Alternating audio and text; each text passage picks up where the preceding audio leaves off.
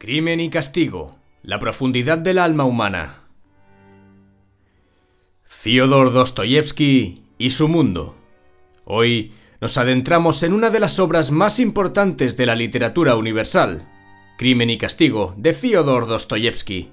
Esta novela no solo es una obra maestra por su trama y estilo, sino también por su capacidad para explorar los rincones más profundos de la mente humana.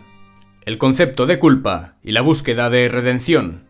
Antes de sumergirnos en el texto, hablemos un poco del autor, el contexto en el que se escribió la obra y por qué sigue siendo tan relevante hoy en día. Fyodor Dostoyevsky nació en 1821 en Moscú, en una familia humilde pero educada. Su vida estuvo marcada por la tragedia, la pobreza y el encarcelamiento, experiencias que influyeron profundamente en su obra. En 1849 fue arrestado y condenado a muerte por participar en un grupo intelectual considerado subversivo. Su pena fue conmutada por trabajos forzados en Siberia, donde vivió durante 4 años. Su lucha con la epilepsia y las deudas moldearon su visión trágica y espiritual del mundo. Dostoyevsky se dedicó a explorar cuestiones existenciales y éticas, centrándose en el conflicto entre el bien y el mal, la libertad y la fe. Contexto histórico y social. Rusia del siglo XIX, una sociedad en transición, dividida en la tradición y las influencias occidentales. La desigualdad económica y las tensiones políticas eran evidentes. El nihilismo, un movimiento filosófico que cuestionaba las normas y valores tradicionales, influenció a personajes como Raskolnikov, el protagonista de Crimen y castigo. Vamos a hablar de la obra. Publicada en 1866, Crimen y castigo es una novela psicológica y filosófica que narra la historia de Rodion Raskolnikov, un joven estudiante que comete un asesinato creyendo que sus actos están justificados por un propósito superior. Los temas centrales son la culpa como fuerza transformadora, la lucha entre el orgullo intelectual y la humildad espiritual, y el concepto del hombre extraordinario, inspirado en ideas como las de Napoleón. La novela está dividida en 6 partes y un epílogo, utilizando un estilo polifónico donde cada personaje aporta una perspectiva única. Dostoyevsky combina descripciones detalladas con una intensa introspección psicológica. Bien, al respecto del extracto que hemos seleccionado. Este pertenece al capítulo 4 de la parte 1, cuando Raskolnikov comienza a justificar intelectualmente su plan de asesinato. Aquí vemos la lucha interna del protagonista, su arrogancia y sus dudas, lo que sienta las bases para el conflicto central de la novela. En este capítulo, Raskolnikov tiene una conversación crucial con Marmeladov, un funcionario borracho que le cuenta su trágica historia familiar. También incluye los momentos en que Raskolnikov reflexiona sobre su plan de asesinato, lo que muestra su lucha interna y los elementos sociales que influyen en su decisión. Bien, vamos con la lectura. Capítulo 4 de la parte 1, fragmento del monólogo interno y el encuentro con Marmeladov. ¿Acaso soy yo una criatura temerosa y temblorosa? ¿O tengo derecho? Pensaba mientras caminaba lentamente por las calles de San Petersburgo. La idea lo consumía, la repetía una y otra vez, como un eco que no cesaba.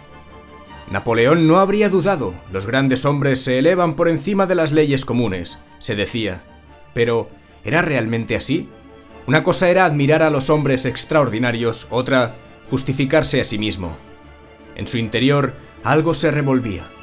Raskolnikov sabía que la vieja prestamista era un parásito, una usurera que acumulaba riquezas mientras otros pasaban hambre, pero al mismo tiempo, una sombra de duda lo perseguía. ¿Es esto una excusa o una verdad? ¿Puedo realmente cruzar esa línea? Veamos ahora otra parte del capítulo más adelante.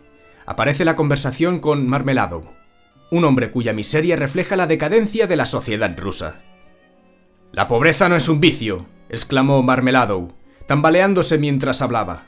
«Pero la miseria, señor, la miseria es un vicio. En la pobreza uno conserva su dignidad, en la miseria la pierde por completo. Me he arrastrado por el fango, señor, y he arrastrado a mi familia conmigo.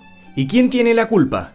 Yo, claro está. Pero, ¿acaso no hay misericordia en este mundo para los que caen tan bajo?»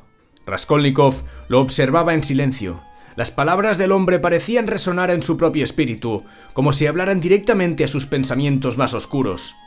¿Qué lo separaba realmente de Marmeladov? ¿Acaso no estaba también hundiéndose en su propio fango moral?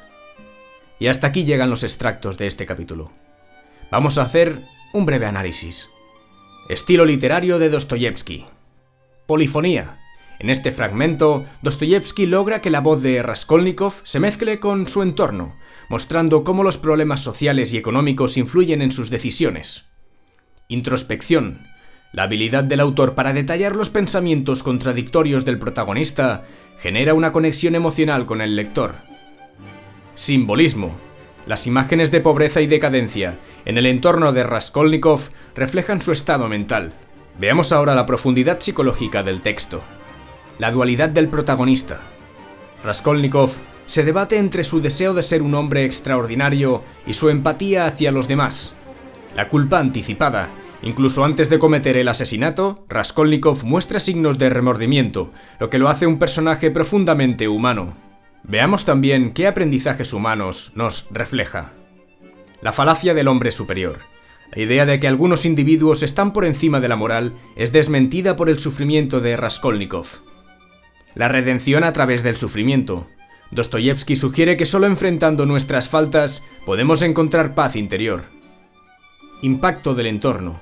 La novela subraya cómo las circunstancias sociales y económicas moldean nuestras decisiones, una lección relevante incluso hoy.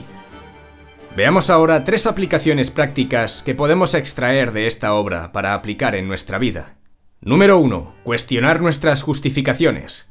Al igual que Raskolnikov, a veces buscamos racionalizar decisiones cuestionables. La novela nos invita a reflexionar sobre nuestras motivaciones y su impacto en los demás.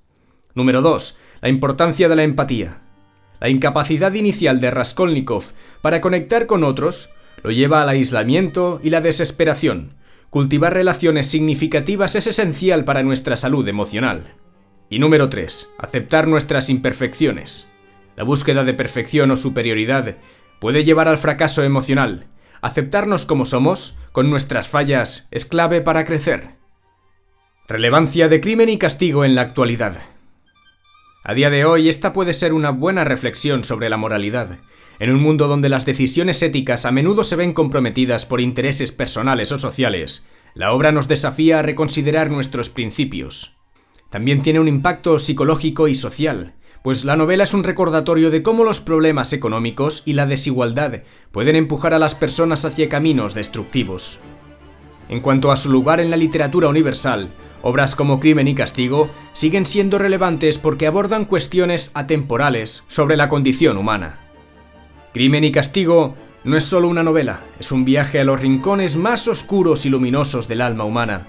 A través de Raskolnikov, Dostoyevski nos muestra que, aunque podemos caer en el error, siempre existe la posibilidad de redimirnos. La obra nos invita a reflexionar sobre nuestras decisiones, nuestra conexión con los demás y nuestra capacidad para encontrar significado incluso en el sufrimiento. Como dijo Dostoyevski, no hay felicidad en la comodidad, sino en el sufrimiento aceptado.